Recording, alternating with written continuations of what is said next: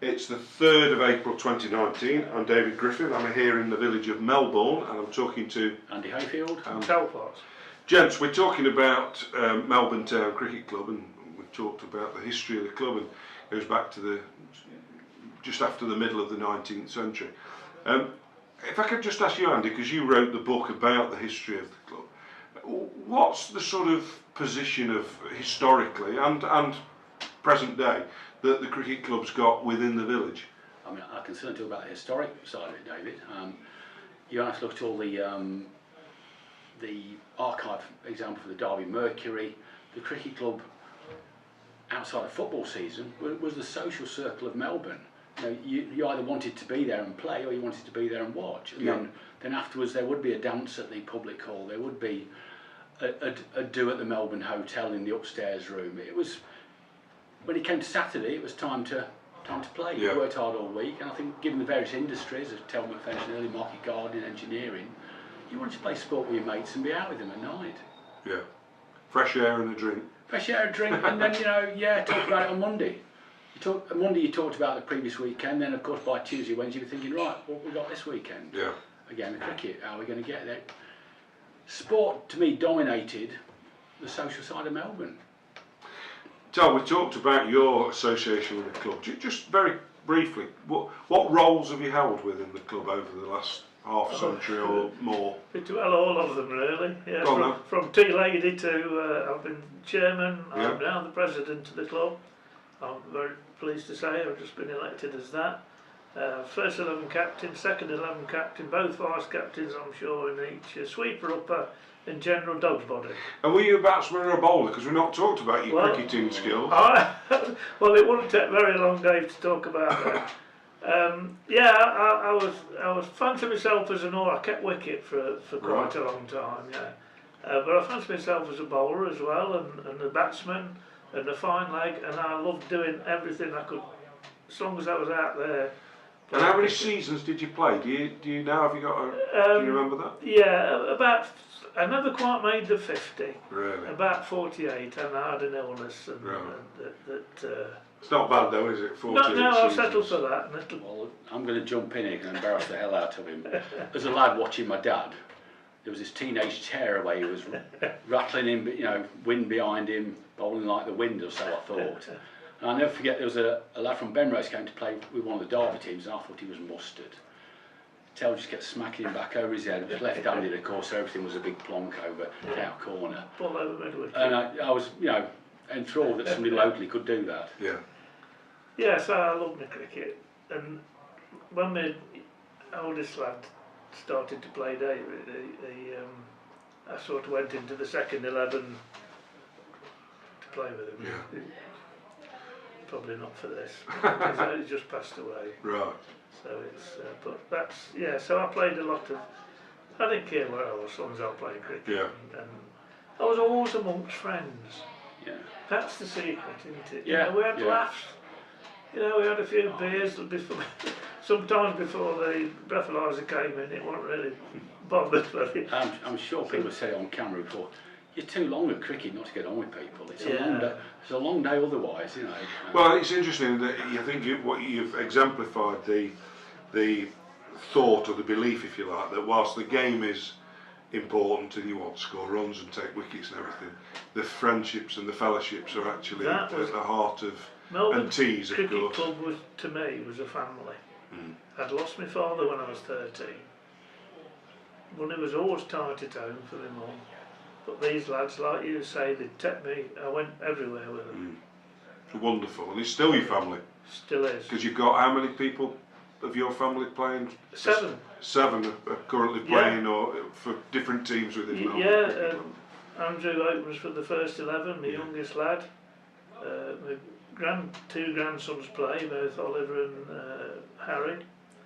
And my 3 granddaughters all played for the Quicks in the various age groups, Quicks and under 13s. That's excellent. Yeah, so the grandma's very keen.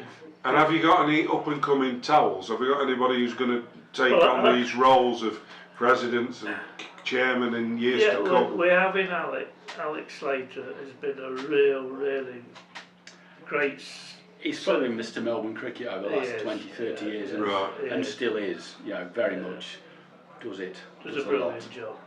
And what's Andy's, Alex, I do apologise. Yeah. Alex's background, he's always been at Melbourne? Yes, always, yeah.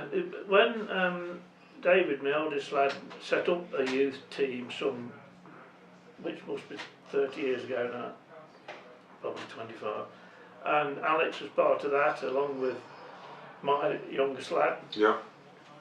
And now 3 or 4 of those are still playing first 11 cricket with them. Right. So that was the input that Dave did to the... Yeah. And yeah. So some good people following on in your footsteps. Yes, we'll be fine. It's different. Yeah.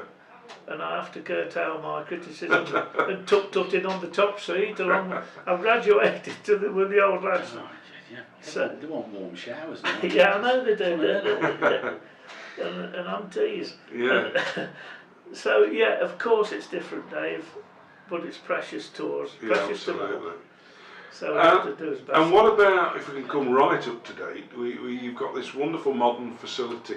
Is it called Melbourne Sports Park? Is that right? Yes. Yeah. Yeah, it is. So what can you tell me something about that? It's a very large building, isn't it? It is. Yeah. And it's very modern. So is that a shared facility? Yes, shared facility with the local rugby lads. They've done a brilliant job. They've doing very well. We've got several football teams now. The only snag we have, of course, being the cricketers, is that football now is 12 months of the year. So there's always a little bit of a battle on who you're playing for, you know. It's How was okay. it funded, Tal? How did it come about? The local district councillor, John Harrison, managed to get £1 million from the local authority. And because you've got that, then you can build on that. Yeah. And they've gone out to the rugby union, to the football association, to the tennis courts now, and the tennis. The only organisation that didn't offer any money was the ECB. Right. Never had a penny. Right. And that put us a little bit behind the 8 ball when we're discussing round the table what we're going to do, because we have actually put no money in at all, which puts us a little bit on the defensive when they're discussing. But it's okay. It's a lot better than we had before. Could have been better. You know, preferably I'd like to see a cricket pavilion, you see, with a little veranda and a hand tee, and you know.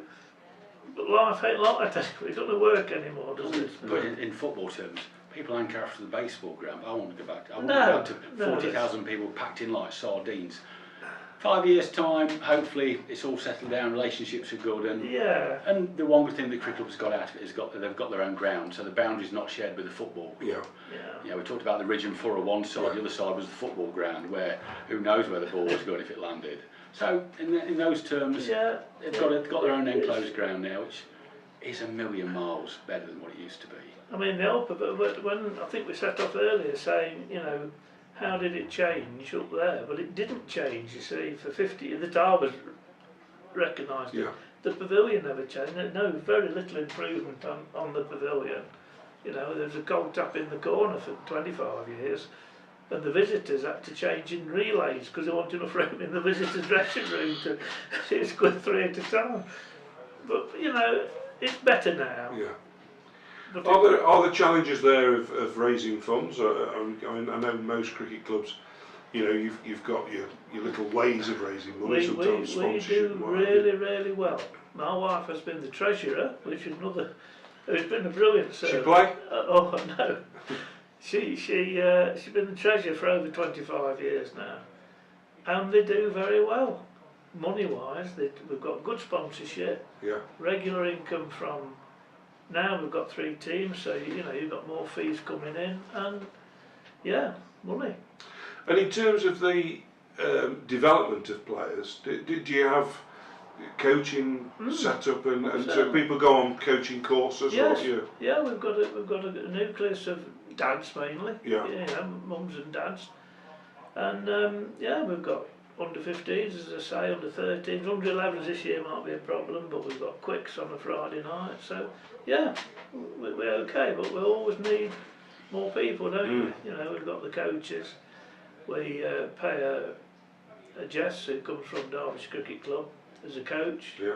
We've had indoor nets at Chelliston, up to now, just finished now, Yeah. you know. So yeah, we're active, we're okay. And what about the ground? You presumably got a grounds person, groundsman, groundsman. Doing a good job. And are they, I mean, they're like gold dust, aren't they? A good one, because clearly there's lots of work required. Yeah, like all groundsmen. The template for a good groundsman, rule number 1, be single. Because you look at the groundsmen of the past, like Lenny Barber, who's still with us. Yeah. And Lenny, you know, bless him, bachelor, will be up there, sun up, sun down, tin of creosote in his hand or a tin of white paint, rolling, mowing. Richard Anton used to do the same. Yeah, he did. Yeah. I mean, who's the current groundsman? Tel? Paul Scribbington. Paul Scrimshaw. Scrimshaw, sorry. Yeah. And he's doing a good job. And Is he's got he the single? gear. Oh, I think so. There you go. Rule number 1. If he wasn't when he started, he will be. But I suppose that goes back to what you said earlier, Tel, about at the heart of these village cricket clubs, and probably most cricket clubs, is this unit of volunteers, these people who work tirelessly for nothing. It doesn't work any other way. No. You have to do it with a heart. Yeah. You can't do it for money, you can't pay a groundsman, because you can't afford him. Groundsman up there is up there, what, 3 or 4 nights a week? Certainly weekends, marking out, doing all the gubbins. You can't pay for that. No. Got to have a guy up there who loves the grass he's walking on, he wants to be part of the... And Paul is doing all right, he's doing very well in fact.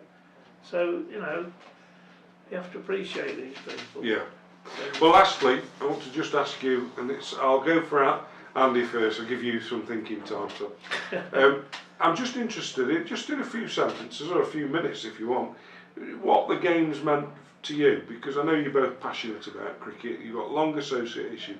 What's the game meant to you? What has the game given you? It's funny, it's meant more and more as I get older, probably like a lot of people. And the friends I've made, you know, not obviously Melbourne, but the friends I've made through cricket have stayed with me all my life. And I think that's the main thing. And not just in Melbourne and wherever I've played, which has been quite a few places. Even when I went to see my lads in Australia when they were playing, I managed the game out there because it was short, would you believe it? It's almost from a 10-year-old to a 60-year-old, I was scrounging games. They still play and stay in touch. And at Darley-Dale, where I played Elverston, Melbourne obviously, it's just those friends that you've made. And you know that you could pick the phone up to most of them, shall we say. And you know, they'd help you out or they'd listen to you or I'd come for a beer with you. So friendship and community, I think, would sum it up for me. Yeah. Tel, you've had a long career in cricket, so what's it meant to you? What's it given to you? It's been everything to me. Melbourne Town Cricket Club has been, as I said earlier, like a family. From being a 12, 13-year-old kid, I've been looked after, taken to places I'd never gone if I hadn't gone with the cricketers. And it's developed into a family, my family, being involved. My wife, my 2 sons and my now my grandkids. Yeah, and it's still an important part of my life. As I say, I'm extremely honoured to have been elected president this year, and I'm grateful to it. Extremely grateful. We're not far off the start of the season, so you'll be up there in a couple of weeks' time, will you? Oh, on the top seat, saying, how are that? And what will he say? They don't catch it. Well, that's an appropriate moment to conclude. Gentlemen, it's been really, really interesting. We've had about an hour of history and stories about Melbourne Cricket Club. Andy and Tel, I'd like to thank you both very, very much indeed. Cheers. Thank you, David. I think say thank you to you as well, David, from Melbourne Cricket Club for pleasure. coming and finding us. A pleasure. Thanks, gents.